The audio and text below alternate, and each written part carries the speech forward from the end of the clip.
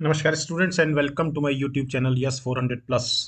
आज का वीडियो उस वीडियो की सीक्वेंस का दूसरा पार्ट है जिसमें हम सिविल सर्विसेज परीक्षा 2022 के सी एस ए टी के पेपर के मैथमेटिक्स और रीजनिंग पार्ट को सॉल्व कर रहे हैं। तो पहले वीडियो में हमने क्वेश्चन नंबर 1 टू 40 सॉल्व किए थे और इस वीडियो में हम क्वेश्चन नंबर 41 टू 80 सॉल्व कर रहे हैं।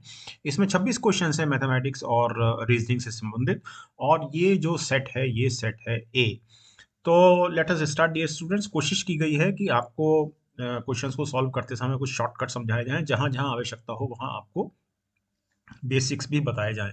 तो चलिए, let us do these 26 questions from C S A T 2022। Let us begin.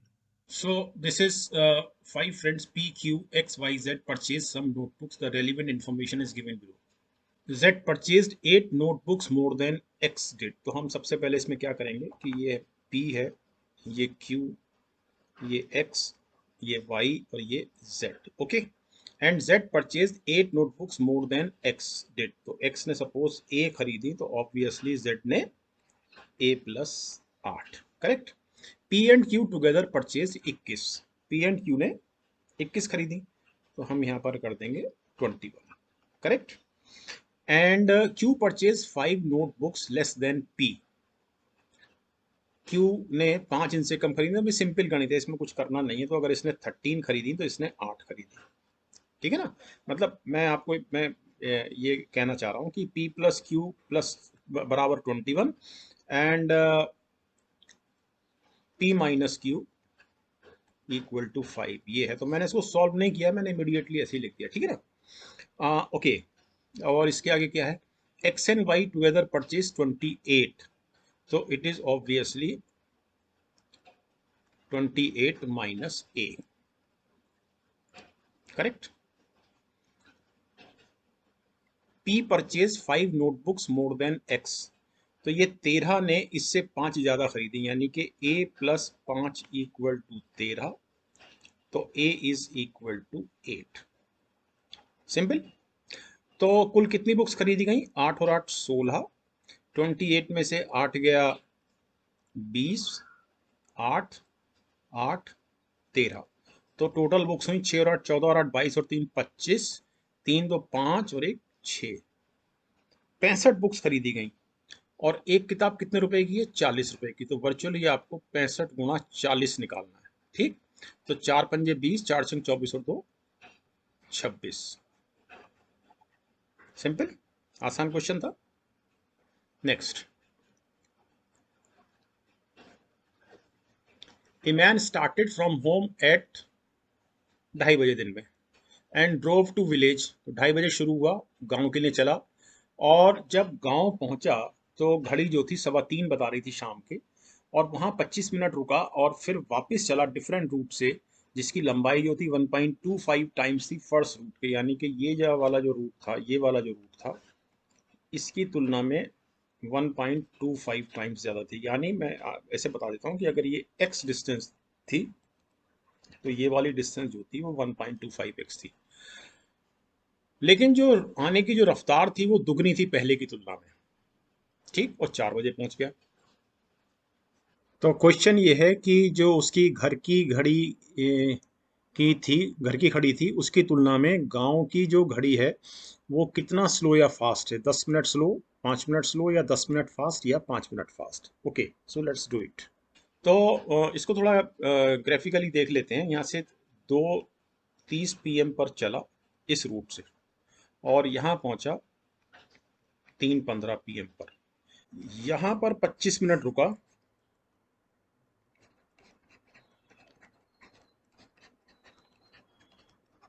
Okay. और इस घड़ी के हिसाब से 3:40 पर यहाँ से चला, इस घड़ी के हिसाब से, जो यहाँ जो घड़ी है। तो यानी कि ये है हमारा विलेज और ये है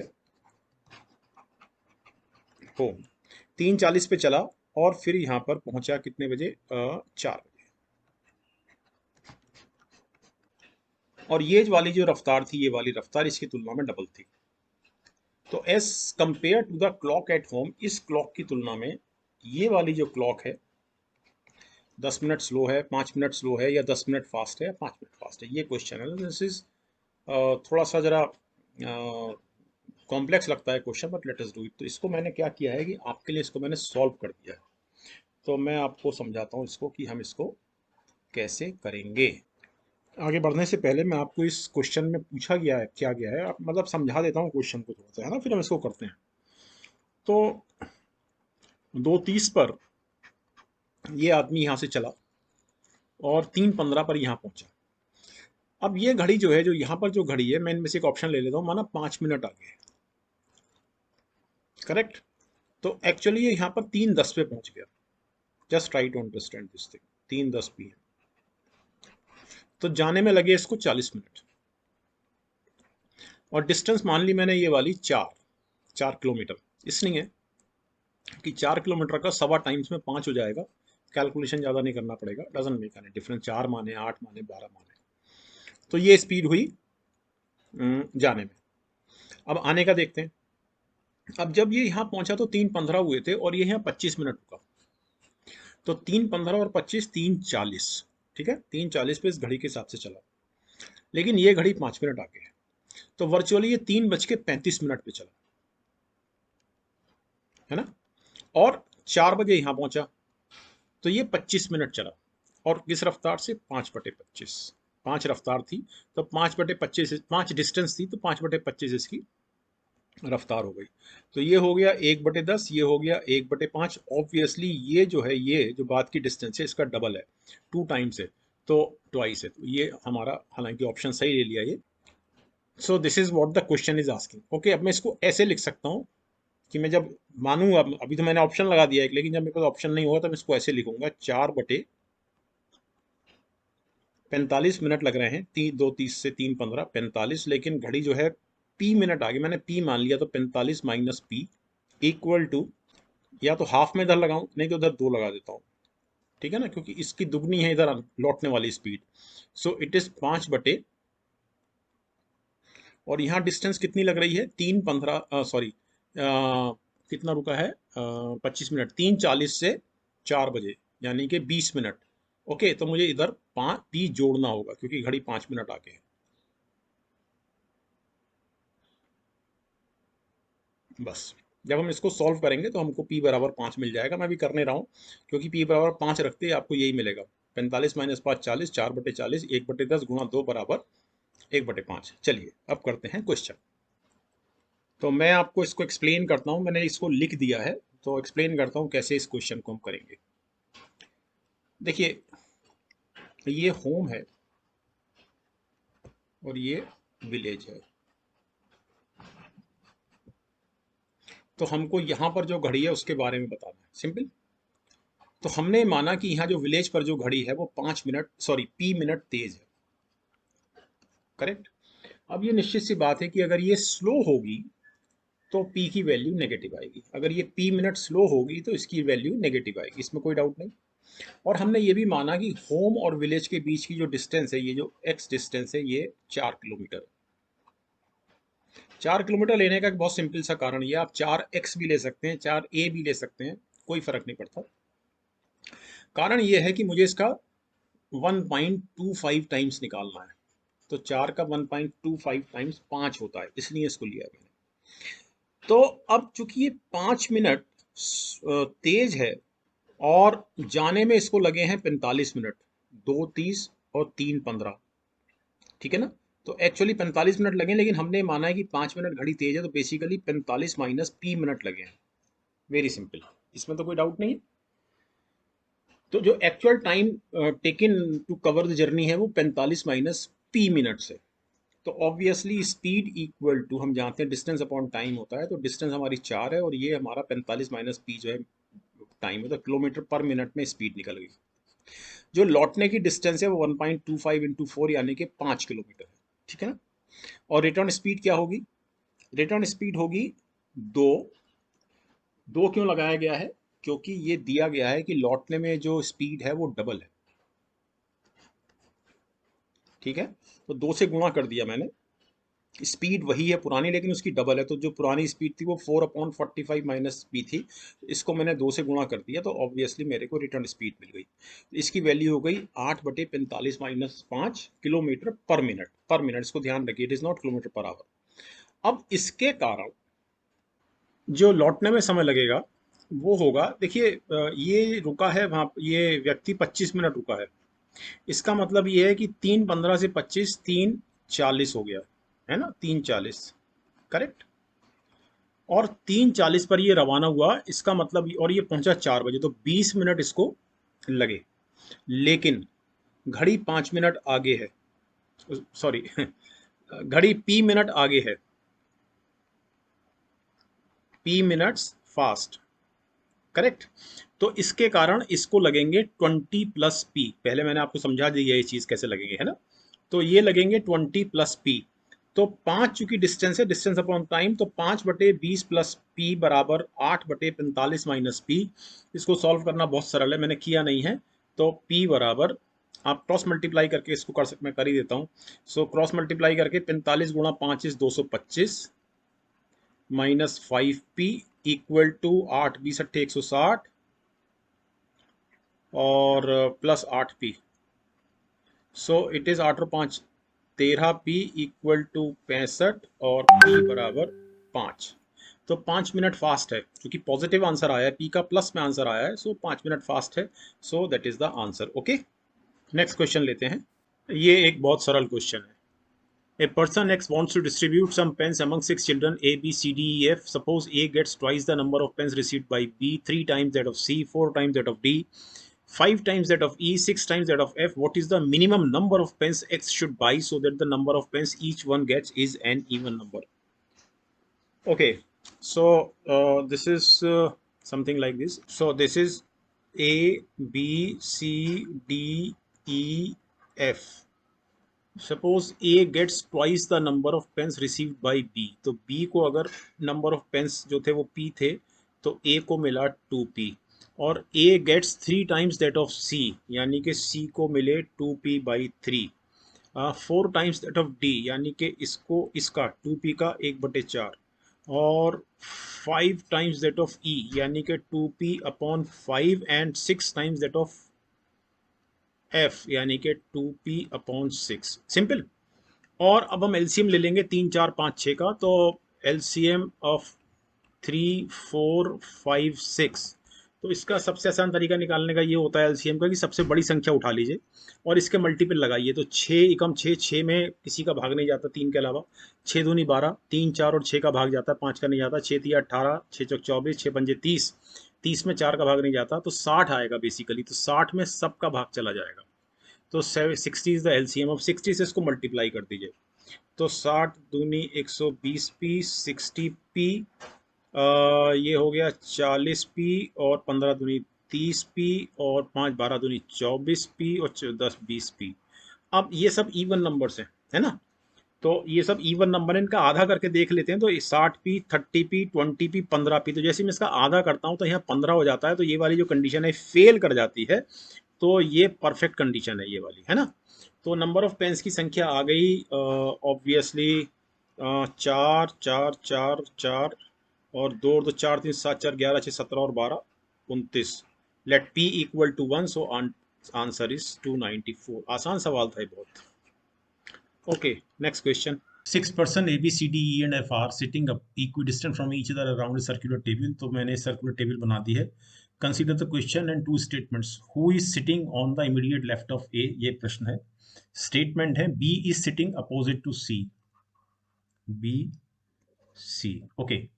And D is sitting opposite to E. लेकिन ये लिखने से पहले F is sitting on the immediate left of B. तो अगर हम, ये फेस इधर है ऑब्वियसली आदमी का, तो ये जो एफ है वो यहाँ बैठा है, ठीक है ना। अब सी एंड डी, नहीं sorry, D is sitting opposite to E, तो डी ई, तो ऑब्वियसली ये ए हुआ, correct. But the point is कि ए का लेफ्ट हुआ, ऑब्वियसली ये लेफ्ट हुआ, ठीक। अब ये डी और ई आपस में पोजीशन चेंज कर सकते हैं। व्हाट आई मीन टू से कि यहाँ पर ई आ सकता है, यहाँ पर बी आ सकता है, करेक्ट। इस लाइन के कारण, ठीक है ना। तो ये जो दोनों स्टेटमेंट हैं ये सफिशिएंट नहीं है कि ये आंसर दे सकें इस क्वेश्चन का। So that was a simple question. तो नेक्स्ट लेते हैं। ये वाला क्वेश्चन एक आसान क्वेश्चन है। Consider the question and two statements. What is the age of Manisha, एक क्वेश्चन है। स्टेटमेंट वन है Manisha is 24 years younger than her mother. तो पहले स्टेटमेंट वन को देख लेते हैं। तो अगर मेरे पास ये नंबर लाइन है तो ऑब्वियसली मनीषा ये है, क्योंकि मनीषा छोटी है तो राइट लेफ्ट साइड में आएगी, और ये मदर है और दोनों के बीच में 24 का डिफरेंस है। अब मैंने इसमें मदर की एज को x माना और मनीषा की एज को y माना, तो obviously x minus y equal to 24। 5 years later the ages of Manisha and her mother will be in the ratio of 3:5। तो 5 साल बाद मनीषा की एज होगी y प्लस 5। रेशियो की बात हो रही है, अपॉन लिखेंगे तो ये x प्लस 5 होगी मदर की एज, और ये 3:5 का रेशियो होगा। तो क्रॉस मल्टीप्लीकेशन पर ये हो गया 5y plus 25 equal to 3x plus 15। So this is 3x minus 5y equal to 10, और इस इक्वेशन को मैं 3 से गुणा करके ले आता हूँ यहाँ, तो ये हो गया 3x minus 3y equal to 24 दिया 72। रिड्यूस कर दिया, ये कैंसिल हुआ और ये हुआ minus 2y equal to minus में 62 मीन्स y इक्वल टू 31। तो मनीषा की एज आई 31। ऑब्वियसली इसमें 24 जोड़ दूंगा मैं तो मदर की एज आ जाएगी। सो इट इज 55। तो ओके, दोनों स्टेटमेंट्स जो हैं वो सफिशिएंट हैं आंसर देने के लिए क्वेश्चन का। अच्छा, यहाँ पर एक छोटे से शॉर्टकट की बात कर लेते हैं, तो सेकंड लगेंगे उसको करने में। ऑब्वियसली एक रिलेशन मनीषा और उसकी मदर की एज के संबंध में यहाँ दिया गया है, सो इट इज रिलेशन 1, है ना। और दूसरा रिलेशन यहाँ दिया गया है, रिलेशन 2। ओके, मनीषा और मदर्स की एज में, मदर की एज के संबंध में दो रिलेशन आपको दिए हुए हैं। अब अगर आपके पास दो वेरिएबल हैं और आपके पास दो इक्वेशन हैं, और वो इक्वेशन ऐसी हैं कि पहली इक्वेशन और दूसरी इक्वेशन में कोई सीधा संबंध नहीं है, तो ऑब्वियसली आपके पास यूनिक सोल्यूशन मिलेगा दोनों का, एक्स और वाई का, जो भी आपने वेरिएबल ले रखे हैं। सीधा रिलेशन नहीं है दोनों इक्वेशन में। मैं समझाता हूँ मैं क्या कहना चाह रहा हूँ। पहली इक्वेशन से बना है x minus y equal to 24। तो दूसरी इक्वेशन आपके पास समथिंग लाइक ये नहीं है। देखिए ना, ये जो 2x minus 2y equal to 48 लिख रहा हूँ, तो इन दोनों के बीच में सीधा रिलेशन है, यानी कि इसकी डबल इक्वेशन जो दूसरी इक्वेशन है। तो अगर आपके पास इस तरह की दो इक्वेशन है जो जिनसे आप थोड़ा सा मैं इसमें और बता देता हूँ, जिसमें आप दो स्ट्रेट लाइन खींच सकते हैं जो पैरेलल नहीं है और एक दूसरे के ऊपर लाइन नहीं करती हैं, तो ऑब्वियसली पहली लाइन ये जो इक्वेशन है माना इससे ये लाइन खींचती है, तो ये जो दूसरी वाली बनाई है हमने, ये 3x minus 5y equal to 10, इससे कोई और लाइन बनेगी। तो ये जो दो लाइन बन रही हैं इन दो इक्वेशन से, ये दोनों ना तो पैरेलल हैं और ना ही एक दूसरे के ऊपर लाई करती हैं, इसलिए यहाँ पर हमको यूनिक सोल्यूशन मिलेगा। इसका मतलब सी। मतलब अगर मैं इसको ये समझाता नहीं मैं आपको, ये जो मैंने आपको गणित की है, तो ये 4 सेकंड का 5 सेकंड का क्वेश्चन था, ये बस आपको पढ़ना था। ओके, चलिए नेक्स्ट। अब ये भी बहुत आसान सवाल है। 6 lecturers A B C D E and F each of 1 hour duration are scheduled between 8 AM and 2 PM।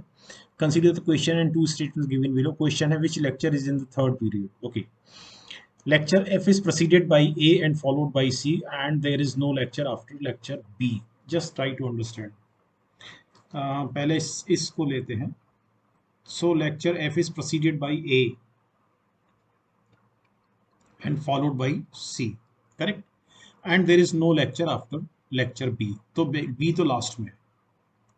अब एक सिचुएशन ये बन सकती है कि 8 बजे जो पहला लेक्चर हो वो ए का हो, फिर एफ हो, फिर सी हो, और इसके बाद में 2 लेक्चर और हैं, और फाइनली बी है हमारे पास। ओके, दूसरी सिचुएशन ये बन सकती है कि पहला लेक्चर हमको नहीं पता किसका है, फिर ये ए एफ सी और फिर बी, करेक्ट। और तीसरी सिचुएशन और फाइनल सिचुएशन ये बन सकती है कि पहले 2 लेक्चर हमको नहीं पता किसके हैं, देन ए एफ सी और ये बी, करेक्ट। अच्छा, ये ध्यान रखिएगा कि इसको मैंने डी लिख दिया, अभी आगे करेक्ट हो नहीं सकता है, तो बेसिकली इट इज बी, इसको ध्यान रखना है। ओके, अब इन तीन के अलावा हमारे पास कोई और परम्यूटेशन नहीं है, लेकिन हम इन तीन परम्यूटेशन से बिल्कुल नहीं मालूम चलता कि थर्ड लेक्चर कौन ले रहा है। तो यहाँ पर देखें तो यहाँ थर्ड लेक्चर सी के पास है, और यहाँ पर एफ के पास है, और यहाँ ए के पास है। तो ऑब्वियसली इसका आंसर है डी। ओके, आसान क्वेश्चन था। नेक्स्ट, अब इस क्वेश्चन में let ABC represent distinct non-zero digits. Suppose X is the sum of all possible 3 digits numbers formed by ABC without repetition. Consider the following statement: the 4-digit least value of X is 1332. He is saying least. Now just try to understand one thing, कि मैं जो 3 digits की संख्याएं बना सकता हूँ वो बना सकता हूँ 123, 132, 213, 231, 312, 321, दैट्स ऑल। इसके आगे क्यों नहीं बना सकता? क्यों मैं नहीं बना सकता? क्योंकि मुझे लीस्ट वैल्यू चाहिए। तो जैसे ही मैं 3 डिजिट्स में यहाँ पर अब मैं अगला परमुटेशन लूंगा, फॉर एग्जाम्पल 2, 3, 4, तो अब ये संख्या obviously 2, 3, 4, 2, 4, 3, you are getting my point, 3, 2, 4, 3, 4, 2, इन ऑब्वियसली दो और बनेंगे अभी, यानी कि 4, 2, 3 और 4, 3, 2 और बनेगा। तो ये जो सम है, इसका जो सम आएगा वो निश्चित रूप से इससे अधिक होगा, इसके सम से। तो यहाँ जो मेरे पास सम आने वाला है वो बेसिकली लीस्ट होगा, लीस्ट वैल्यू होगी x की, जहाँ पर x जो है इन सब संख्याओं का सम की मिनिमम वैल्यू है। तो 3 और 2 5 और 3 8 और 1 9 और 2 11 और 1 12, और 3 3 6 7 3 10 और 1 11 और 2 13, 2 3 2 5 2 7 3 10 3 13। तो 1332 जो है वो लीस्ट वैल्यू है, बिल्कुल ठीक स्टेटमेंट है। अब इसको देखिए कि ये लीस्ट वैल्यू है, यानी कि इससे कम वैल्यू आपको, जब आप 3 डिजिट से बनने वाली संख्याओं को जोड़ेंगे तो इससे कम वैल्यू आपको नहीं मिल सकती। तो ये जो दूसरा स्टेटमेंट है ये तो आउटराइटली गलत है ना?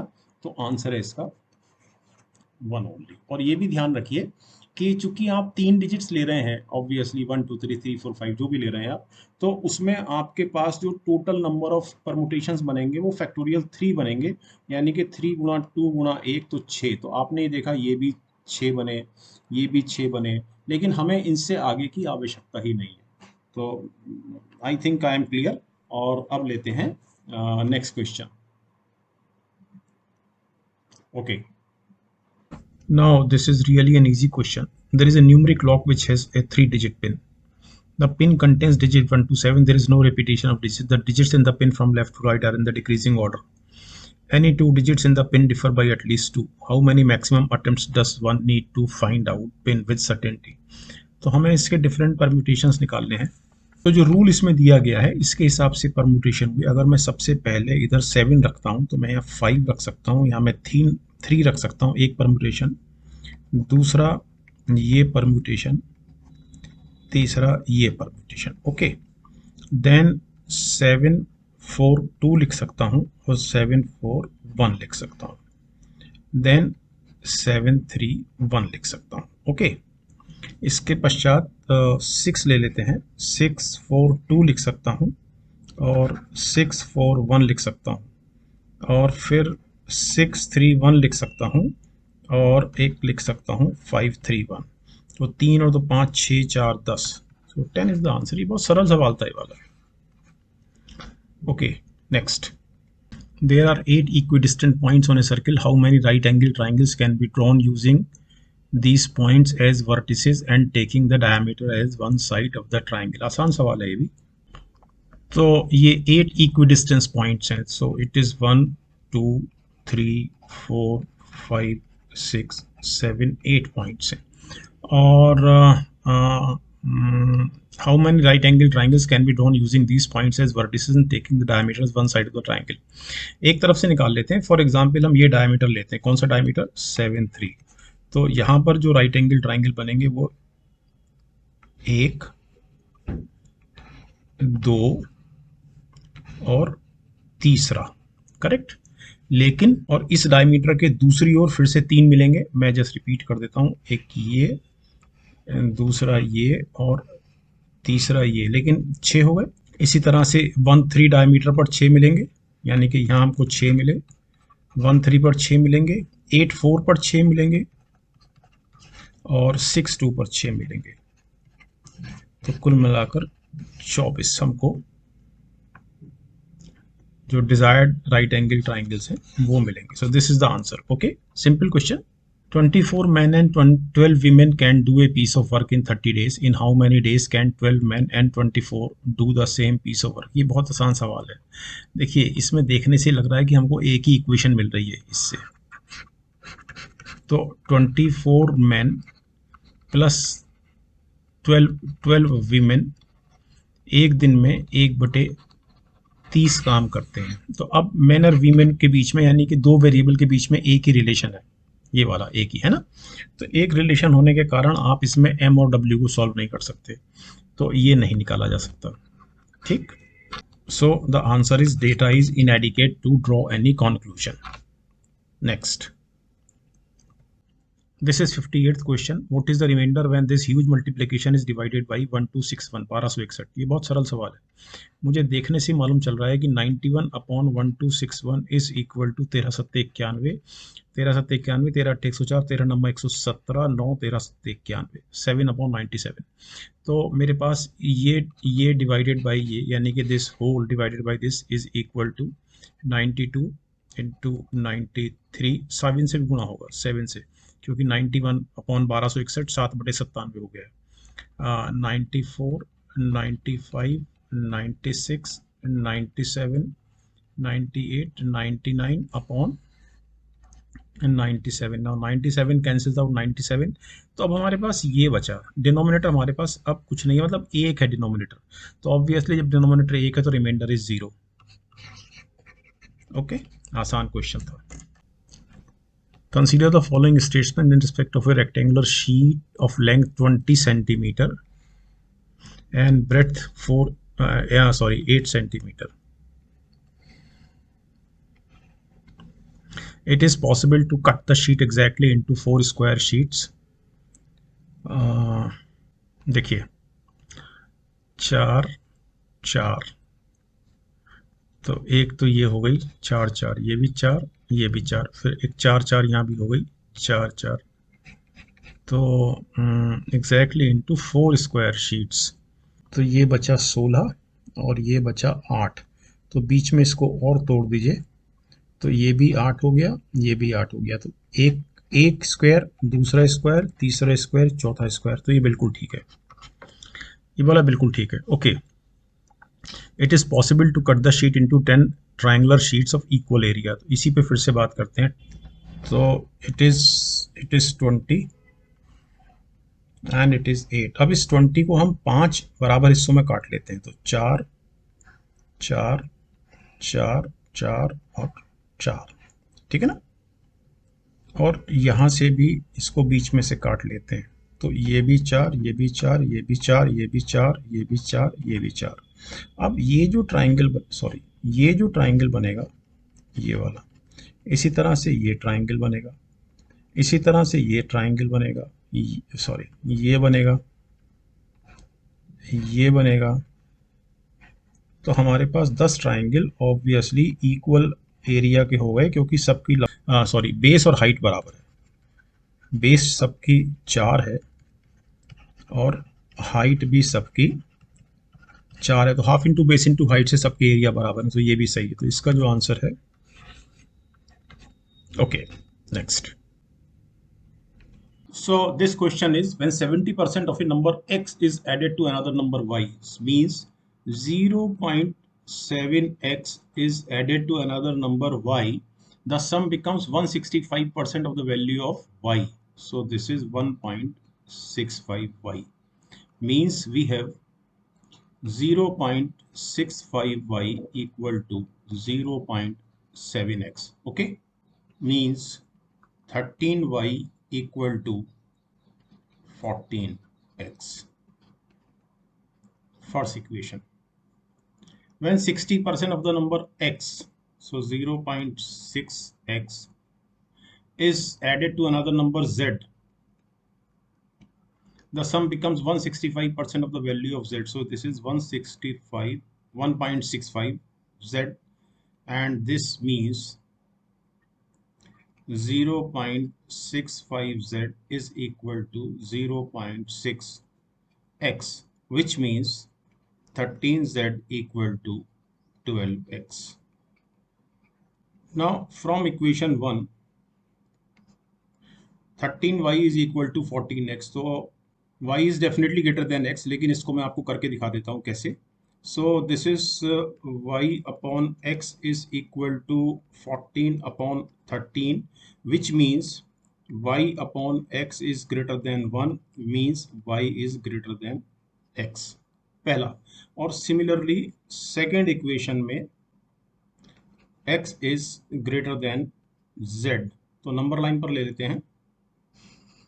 Y is greater than x, so it is x, it is y, and x is greater than z, so this is z. So result is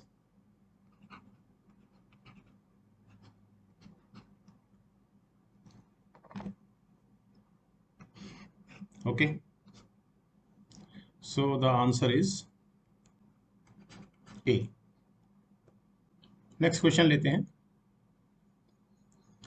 Two candidates X and Y contested an election. 80% of voters cast their vote and there were no invalid votes.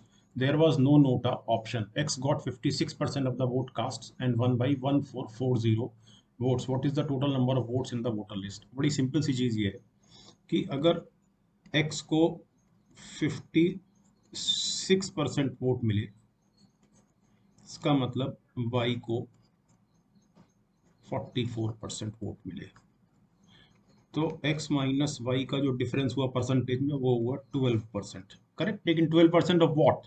12% of total votes cast. But total votes cast is equal to 80% of total voters, correct, and this whole calculation is equal to 1440, correct. Now this is very simple. So this is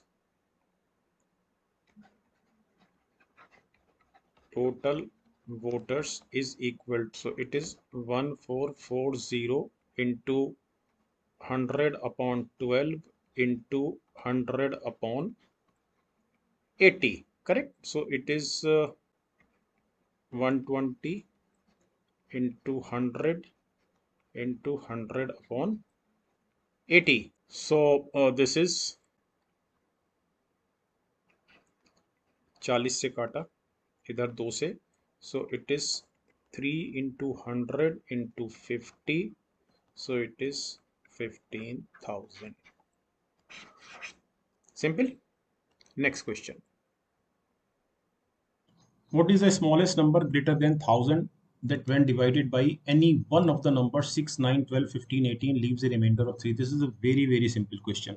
तो इसमें हम सबसे पहले इन numbers का हम LCM निकाल लेते हैं.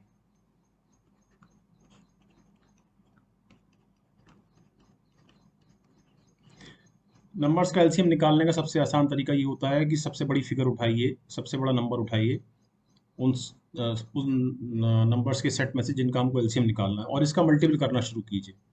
ओके. 18 की बात करें तो 18 दूनी 36, 15 18 3 54, नॉट पॉसिबल. 18 चौक 72, 5 15 से नहीं जाएगा. 18 पंजे 90, 90 12 से नहीं जाएगा, तो 180 आंसर हो गया सीधे सीधे. तो 180 is the LCM. Smallest number greater than 1000, तो ऑब्वियसली 180 को अगर मैं 6 से गुणा करूंगा तो 18 छंगा 108. This is a multiple of these numbers. Okay, the point is very clear. लेकिन रिमाइंडर 3 आना चाहिए, तो हम इसमें 3 और जोड़ेंगे. सो हमारा आंसर हुआ, let p be a 2-digit number and q be the number consisting of the same digits written in the reverse order. If p cross q equal to 2430, then what is the difference between p and q? So इस question में अगर हम देखें तो p और q का multiplication 2430 दे रहा है. इसका मतलब ये है कि आइदर p और q, इन दोनों नंबर में से किसी एक में unit digit is equal to 5, not 0.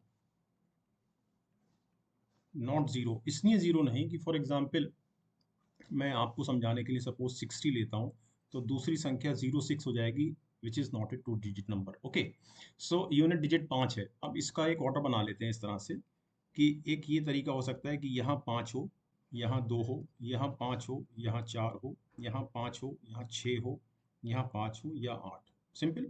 तो अगर ये इसके जो परमुटेशन बनेंगे वो बनेंगे 52 और 25, 54, 45, 56, 65, 58, 85। सिंपल। अब ये जो मल्टीप्लिकेशन है, ये वाला 52 into 25, it is definitely more than 2430, because ये 50 से ऊपर है और ये 25 है, तो 2500 तो वैसे ही हो जाता है मल्टीप्लिकेशन करने पर। इसको मैं भी छोड़ रहा हूँ। अगर हम इसकी बात करें तो ऑब्वियसली ये 3000 से ऊपर है, तो it is out rightly out. Similarly ये 4000 से ऊपर है, तो हमारा ऑप्शन है ये। ठीक, तो इनका डिफरेंस हुआ 9। और इनका मल्टीप्लिकेशन भी देख लेते हैं। 54 एंड 45, 5 20, 5 पंजे 25 और 2 27, एंड 4 चौक 16, 4 पंजे 20 और 1 21। ठीक, सो ये एक आसान क्वेश्चन था। Next. Okay, consider the following statements in respect of two natural numbers p and q such that p is a prime number and q is a composite number. p option है, sorry statements हैं। p cross q can be an odd number. Yes, of course, of course. Suppose p 3 है और q जो है वो 27 है, सो it is 81, so it is odd. ये बिल्कुल ठीक है। q upon p can be A prime number. Yes, of course, q upon p can be a prime number. So 6 upon 2, because 2 is a prime number, so it is 3. 3 is again a prime. So ये statement भी ठीक है. So 1 and 2 are correct. p plus q can be a prime number. Of course, बिल्कुल ठीक है. 2 plus 3 is equal to 5. तो ये भी ठीक है. तो ऑप्शन है इसका D. आसान क्वेश्चन था. Next. Now let us see this question. 68th question. Consider the following statements. Between 3:16 p.m. and 3:17 p.m. both hour hand and minute hand coincide. Second statement, between 4:58 p.m. and 4:59 p.m. both minute hand and second hand coincide. Second part तो I mean this is very simple, इसमें तो कोई issue नहीं है, बिल्कुल correct है, क्योंकि यहाँ पर हम बात कर रहे हैं मिनट हैंड और सेकेंड हैंड की। Take care, okay.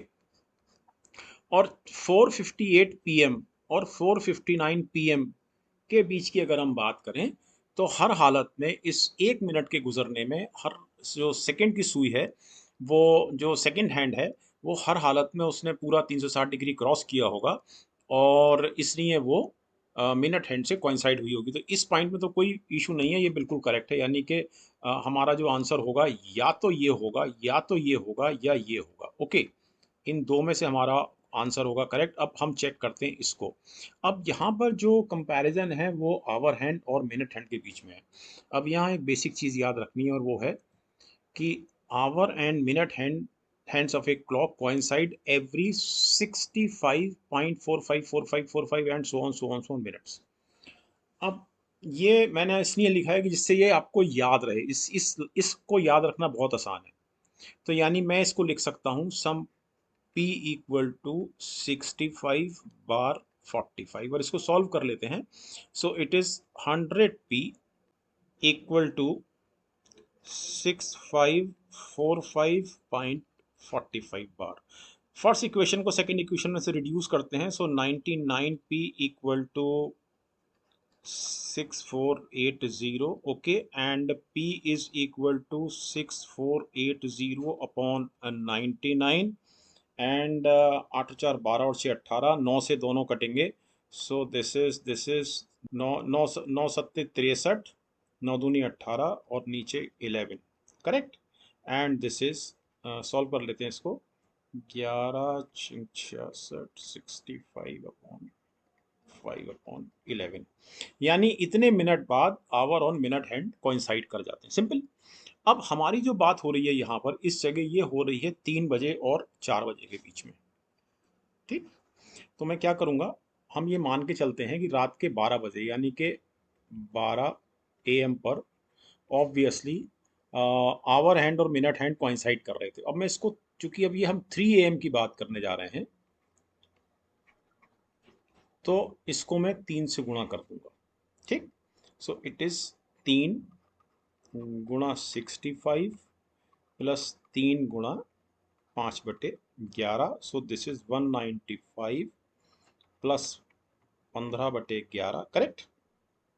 And this is 11 196, 196 plus 4/11। Okay. अब 196 मिनट का मतलब ये हुआ 3 आवर्स और 16 मिनट्स, और इसके आगे ये भी जुड़ा हुआ है 4/11, यानी कि हर हालत में 3 आवर्स और 3 आवर्स 16 मिनट्स और 3 आवर्स 17 मिनट के बीच में ये दोनों कोइंसाइड करेंगे। So this statement is correct. ठीक। So answer is okay, simple. Next. Okay, so this question is, there are two containers X and Y. X contains 100 ml of milk and Y contains 100 ml of water. C. X, initially this contains milk. Y, it contains water. So X contains 100 ml of milk and Y contains 100 ml of water. Okay. 20 ml of milk from X is transferred to Y. Correct. ये जो milk है ये इधर transfer हो गया, correct. तो इधर X में 80 प्योर मिल्क और इधर 120 मिक्सचर, करेक्ट, वाटर मिल्क का। और इस 120 में जैसा ऊपर लिखा हुआ है 100 वाटर है और 20 मिल्क है, करेक्ट।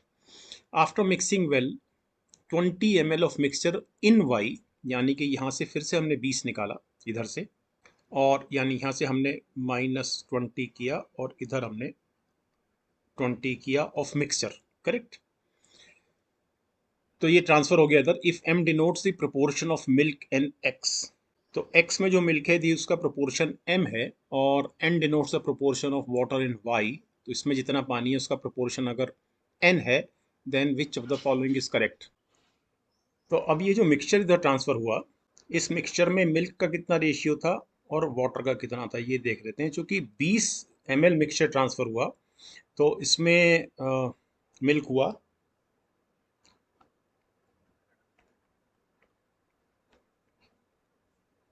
क्यों, क्योंकि 120 ml मिक्सचर था जिसमें से 20 ml मिल्क था।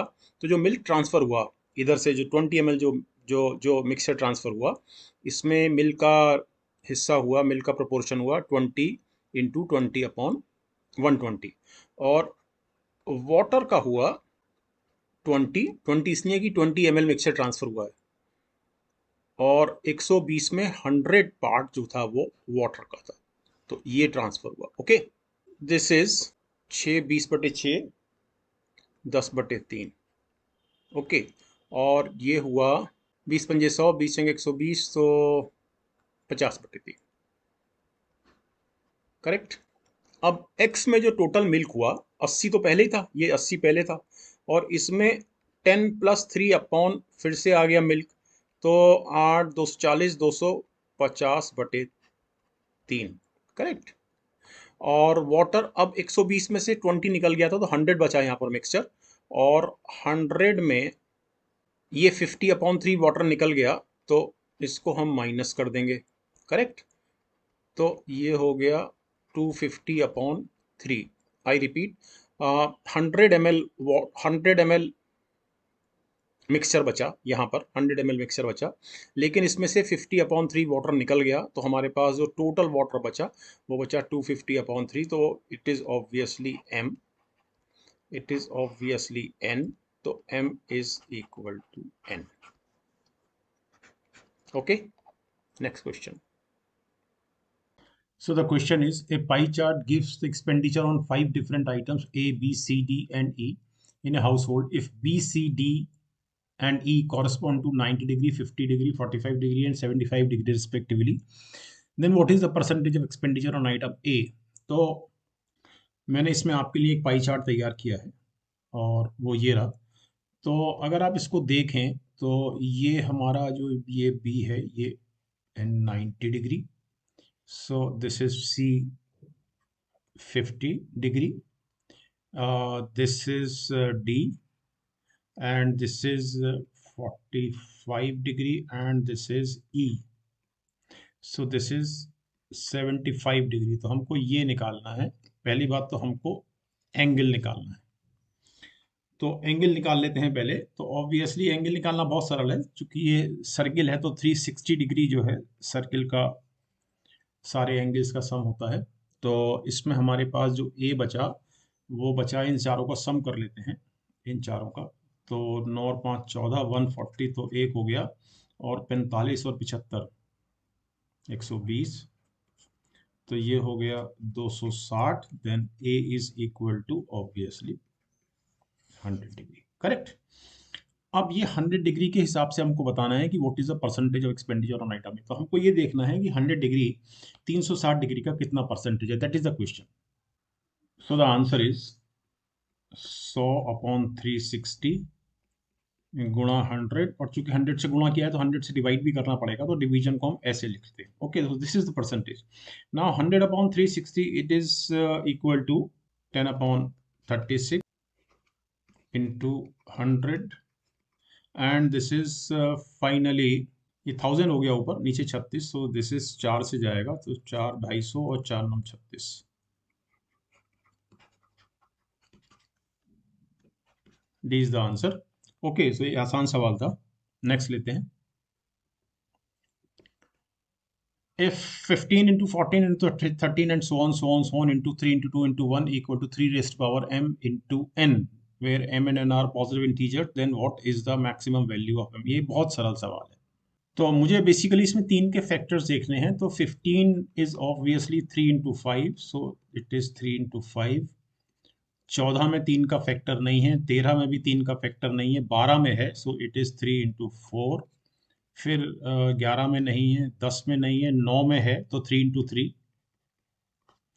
और फिर 8 में नहीं है, 7 में नहीं है, 6 is 3 into 2, and then it is 5 into 4 into 3 into 1, मतलब 3 into 2 into 1। Okay, and it is equal to 3 raised to power m into n। अब 3 की कितनी पावर हो गई? 1 2 3 4 5 6, सो it is 3 raised to power 6 into n, यहाँ पर n इन बाकी सबके मल्टीप्लीकेशन है। So m is equal to 6। Simple question. Next लेते हैं।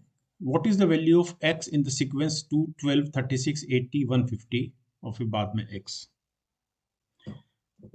तो इसको मैं सीक्वेंस को इस तरह से लिख सकता हूँ, 2 12 36 80 150 x। इन दोनों का डिफरेंस 10, इन दोनों का डिफरेंस 24, इन दोनों का डिफरेंस 44, इनका 70, और इनका obviously x minus 150। Simple.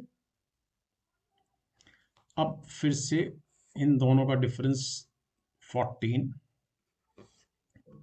20 difference 26, और ये जो डिफरेंस हुआ ये हुआ x माइनस 150 माइनस 70। ओके, लेकिन अब 14 और 6 20, 20 और 6 26, 26 और 6 32, तो यहाँ 32 32 आना चाहिए। मीन्स x माइनस 220, 150 और 70 220 equal to 32, so x is equal to 252। Simple question. Next, one non-zero digit, one vowel, and one consonant from English alphabet in capital are to be used in forming passwords, such that each password has to start with a vowel and end with a consonant. How many such passwords can be generated? ये question है obviously permutation combination. This is simple, बहुत आसान question है. अब 3 letter या digit का हमारा ये पासवर्ड बनना है, 3 लेटर्स का. Okay, simple. इसमें से 1 non zero digit, 1 vowel and 1 consonant. अब each password has to start with a vowel. तो ये वाली जो प्लेस है, ये AEIOU. ओके, मतलब ये जगह 5 प्रकार से भरी जा सकती है. सिंपल. अच्छा, एंड विद ए कंसोनेंट. अब ये वाली जो जगह है, ये बाकी 21, चूंकि कंसोनेंट 21 होते हैं, इनको वॉवल्स को छोड़ के, तो ये 21 प्रकार से भरी जा सकती है. करेक्ट. और जो बीच वाली प्लेस है, अब ऑब्वियसली वो भरी जाएगी नॉन जीरो डिजिट से, जो कि 9 है. नॉन जीरो की बात हो रही है. 1 2 3 4 5 6 7 8 9. सो इट इज 5 गुणा 9 एकम 9, 9 दूनी 18. सो 5 नम 45, 5 अट्ठे 40, 4 44, 5 एकम 5, 4 9. Answer. That was a very simple question. अच्छा, ये ध्यान रखिए कि मैंने यहाँ लिख जरूर दिया है स्मॉल में, but it doesn't make any difference. Basically ये मुझे ऐसे लिखना था, लेकिन कोई फर्क नहीं पड़ता, क्योंकि हम 5 ही ले रहे हैं. ठीक है ना. अगर हम इसमें कैपिटल और स्मॉल दोनों ले रहे होते, तब मैं यहाँ 10 लिखता. ठीक है. There are 9 cups placed on a table arranged in equal number of rows and columns, out of which 6 cups contain coffee and 3 cups contain tea. In how many ways can they be arranged so that each row should contain at least 1 cup of coffee? फिर से permutation combination का सवाल है. इसके लिए मैंने आपके लिए ये कुछ तैयार किया है. देखिए, इसमें जो केसेस बनेंगे वो मैं आपको केसेस समझा देता हूँ, और केसेस जो हैं वो म्यूचुअली एक्सक्लूसिव होंगे. म्यूचुअली एक्सक्लूसिव मैं आपको पहले भी बता चुका हूँ. म्यूचुअली एक्सक्लूसिव का अर्थ होता है कि जहाँ पर एक केस दूसरे केस की के होने को, हैपनिंग को डिबार कर दे. तो पहला केस क्या है, पहले तो क्वेश्चन समझ लेते हैं. 9 कप्स हैं जो एक टेबल पर इस तरह से अरेंज किए गए हैं कि equal number of rose and columns हैं. तो equal number of rose and columns हैं यहाँ पर. ओके, जिसमें से 6 कप्स कॉफी के हैं और 3 कप टी के हैं. तो किस तरह से अरेंज हो सकते हैं कि जिसमें इस तरह से कि प्रत्येक रो में कम से कम एक कॉफी का कप होना चाहिए. देखिए, तो पहला केस जो बनता है कि प्रत्येक रो में 2 कॉफी के कप हैं और 1 चाय का कप. करेक्ट. तो ये इस तरह से अरेंजमेंट हो गया. करेक्ट. अब यहाँ पर जस्ट ट्राई टू अंडरस्टैंड कि ये वाली जो पोजीशन है, ये वाली कॉफी के 2 कप और चाय का 1 कप, ये अपने आप में 3 प्रकार से बनाई जा सकती है. ये कैसे बनाई जा सकती है? तो मैंने आपके सामने बना रखी है. एक बन सकती है इस तरह से, मतलब एक ये बन गई, दूसरी ये बन गई, और तीसरी बन सकती है इस तरह से. तो ये 3 तरह से हो सकती है. ओके, इसी तरह से 3 तरह से ये हो सकती है, 3 तरह से ये हो सकती है. तो टोटल यहाँ पर जो पॉसिबिलिटीज या परमुटेशंस हुए वो हुए, बल्कि परमुटेशंस ही कहना चाहिए, जो टोटल परम्यूटेशंस हुए वो हुए 3 गुणा 3 गुणा 3, यानी कि 27 परमुटेशंस तो आपको यहाँ मिले. अब इसके बाद एक दूसरा अरेंजमेंट और है जो मैं आपको आगे समझाने जा रहा हूँ. दूसरा अरेंजमेंट ये है, ये केस 2 है. और ये भी ध्यान रखिए कि या तो केस 1 लगेगा या केस 2 लगेगा, दोनों केसेस एक साथ नहीं लगेंगे. इसलिए ये दोनों केसेस म्यूचुअली एक्सक्लूसिव हैं. जो दूसरा केस है वो इसमें यह है कि एक रो में कॉफी के 3, किसी, मतलब हम एक एक करके देखेंगे. एक रो में, चाहे वो पहली हो, दूसरी हो, तीसरी हो, कॉफी के 3 कप होंगे, क्योंकि उसने कहा कम से कम 1 कप ऑफ कॉफी जरूर होना चाहिए. ठीक. तो अब इसमें 54 परमुटेशंस कैसे एग्जिस्ट करते हैं, ये मैं आपको समझाता हूँ. देखिए, पहले रो में अगर 3 कप कॉफी के हैं, ये तो ये तो एक ही केस हुआ, एक ही केस हुआ. और सेकंड रो में फिर से 2 कप कॉफी के हैं, तो आप इसको फिर से 3 तरह से लिख सकते हैं, बिल्कुल जैसे आपने यहाँ लिखा था. ये मैंने 3 करके दिखाया था ना. तो ऑब्वियसली ये आप 3 तरह से लिख सकते हैं, और इसको भी आप 3 तरह से लिख सकते हैं, क्योंकि यहाँ चाय के 2 कप हैं. तो ये बेसिकली हो गया 3 गुणा 3 गुणा 9. 9 परमुटेशंस आपको इस तरह से मिल गए, इस तरह से. जबकि पहली रो में कॉफी के 3 कप हैं, तो 9 ये हो गए. लेकिन अगर ये पहली रो को मैं सेकंड रो पे ले जाऊं, तो आपके सामने फिर से 9 कॉम्बिनेशन होंगे ऑब्वियसली. और इसी तरह से यहां ले जाऊं तो फिर से आपके सामने 9 कॉम्बिनेशन होंगे, यानी कि 27 कॉम्बिनेशन तो आपके पास इस तरह से हो गए. करेक्ट.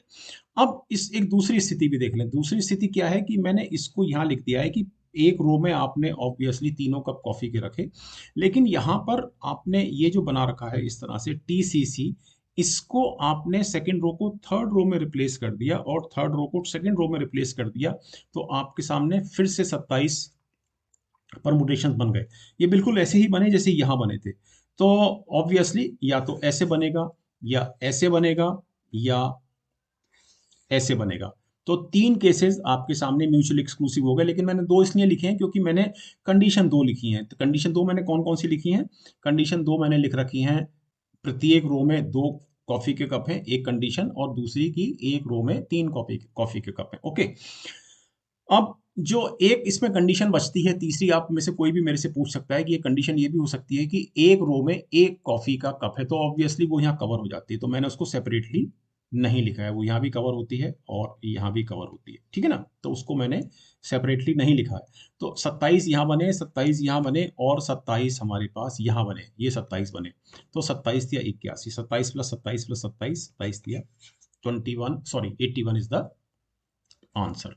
मेरी सलाह है कि परमुटेशन कॉम्बिनेशन जो कि 11th क्लास में पढ़ाया जाता है मैथमेटिक्स में एनसीईआरटी में, और उसको आप अच्छे से तैयार कर लें। इस CSAT वाला जो पेपर मैं सॉल्व कर रहा हूँ, इसके पश्चात मैं एक फुल क्लास एक परमुटेशन कॉम्बिनेशंस पर लूँगा, जो सिविल सर्विसेज एप्टीट्यूड टेस्ट और बाकी दूसरे जो एग्ज़ाम्स होते हैं जिसमें परमुटेशन कॉम्बिनेशंस के क्वेश्चंस आते हैं, खासतौर पे कैट और हाँ 11th क्लास भी, तो उसके लिए भी वो लाभदायक होगी।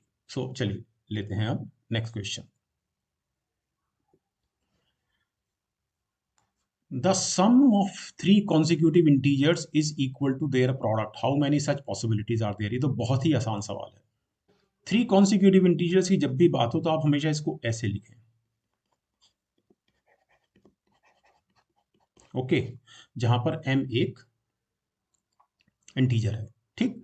अब इसमें चूंकि द सम, इसका सम कर देते हैं, and this sum is equal to their product. So this is -1 cancels out +1, so this is 3m equal to m into m square -1। Simple. अब यहाँ पर दो केसेस अराइज कर जाते हैं इस जगह। तो दो केसेस कौन कौन से हैं कि m is not equal to zero, तो जब m जीरो के बराबर नहीं है तो ये m दूसरे m को काट देगा। Then we have m square -1 equal to 3, means m square equal to 4, means m बराबर ±2, करेक्ट। तो जब m बराबर m बराबर 2, तो हमारे सामने वैल्यू हुई दो में से एक गया, 1 2 3, correct. When m is equal to -2, तो -2 -1 इज -3, -2 और -1, करेक्ट। और सिंपल। अब ये था m is not equal to zero, तो अगर m equal to zero, if m is equal to zero, तो हमारे सामने जो एक तीसरा परमुटेशन बना, वो बना 0 मीन्स -1 0 1, ओके। तो ये आंसर है इसका। अब आप यहाँ देखें कि इन तीनों का जो गुणनफल है वो है 6, और सम है 3 और 3 6। यहाँ देखें तो इसका सम है -6, करेक्ट, 3 और 2 5, ठीक, और मल्टीप्लीकेशन भी -6। यहाँ पर सम है 0 तीसरी कंडीशन में, और मल्टीप्लीकेशन भी 0, तो this is the answer. Okay, next question. What is the number of numbers of the form 0.xy where x and y are distinct non-zero digits? कोई फर्क नहीं पड़ता कि मैं इसको 0.xy से कैलकुलेट करूं या xy से कैलकुलेट करूं, क्योंकि यहाँ पर x और y जो है नॉन जीरो डिजिट्स हैं, ओके। अब ये बहुत सरल सवाल है, तो मैं एक्स वाई से कर देता हूँ, डजेंट मेक एनी डिफरेंस। तो एक्स को मैंने फिक्स कर दिया, फॉर एग्जांपल 1, तो मेरे सामने जो डिजिट बनेंगी, जिसमें जो मेरे सामने नंबर बनेगा जिसमें एक्स और वाई डिस्टिंक्ट होंगे, वो होंगे 1 2, एक एक नहीं ले रहा हूँ, है ना, 1 4, मतलब 15 16 17 18 19, करेक्ट। और ये 8 है, ये 8 क्योंकि मैंने 1 1 नहीं लिया, तो ये 8 है। इसी तरह से मैं 2 1 2 2 नहीं लूंगा मैं, 2 3 एंड सो ऑन 2 9, तो ये भी 8 बनेंगे, करेक्ट। लेकिन 1 से लेकर 9 तक हमारे पास 9 डिजिट्स हैं, तो 9 थे 72, 72 इज the answer. Simple, that was a very simple question. The average weight, last question है ये, the average weight of A B C is 40 degree. इसका मतलब ये हुआ कि a plus B plus C upon 3 equal to 40 means a plus B plus C equal to 120। The average weight of B D is 42। So मेरे सामने हो गया b plus D plus E is 3 दूनी 6, 3 चौक 12, correct. And weight of F is equal to weight of B. What is the average weight of A, B, C, D and F? यानी कि मेरे को निकालना है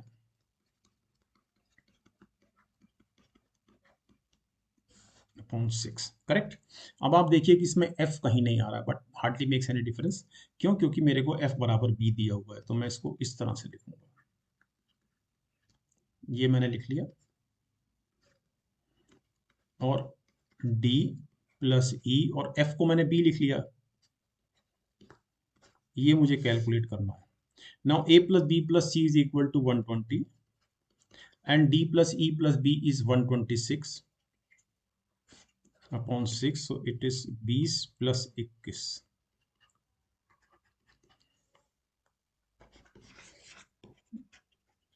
ये एक बहुत आसान सवाल था। Okay, thank you very much dear students, thank you.